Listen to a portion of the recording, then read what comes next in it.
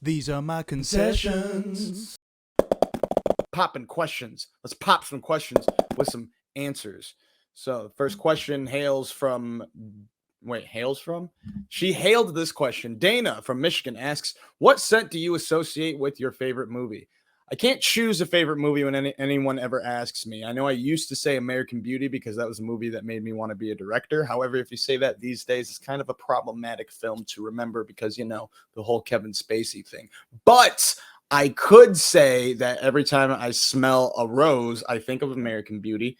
But also when I see any rose petals, I think of American Beauty too. So I know that's kind of like sight and smell. But I will say it is one of my favorite movies in the very least. Every time I smell gasoline, I think of Zoolander because of the infamous gasoline fight.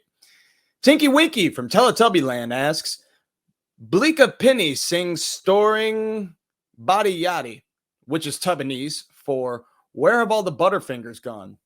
It's a good question. I haven't seen Butterfingers in a long time. I've never been that big of a Butterfinger fan, but the last time my Butterfinger was stolen, it was from El Barto. That's a reference to something. I think you guys can figure out what it is. Dr. Ramos DDS from New Jersey asks, who is the most chameleon-like actor? That's an meaning what actor has the biggest range of portraying very different characters? That's a very, very, very good question.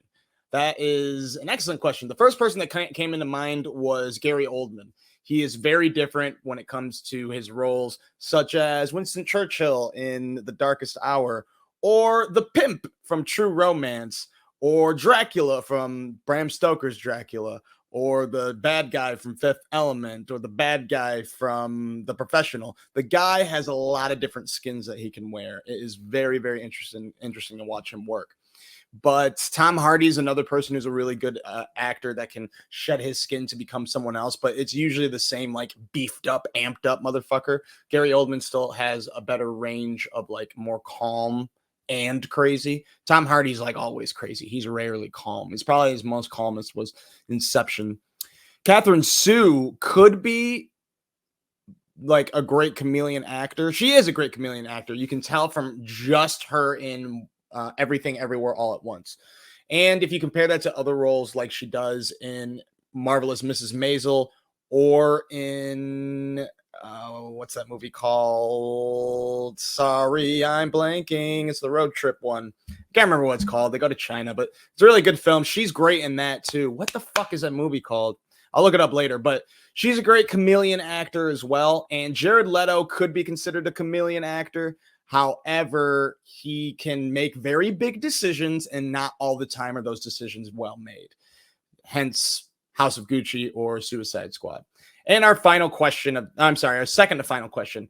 The follow-up question from Dr. Ramos, DDS. Do you think you would enjoy being an actual Dr. Chameleon? Well, as a regular chameleon, I'd enjoy it if I could be a human-sized chameleon. So I could do human things while looking like a wild fucking animal because their eyes are fucking nuts. But they got those tongues that I think are like frogs where they get shit. And I would enjoy snatching sandwiches from people in the food court from afar, right when the sandwich is about to get to their mouth. Just, oh, what the hell? My Subway. But a regular sized chameleon, I wouldn't want to be. A Dr. Chameleon would be very cool. If I ever wanted to hide from my patients because they were just talking too much or I just wanted to break, I could just blend into the wall and just hide.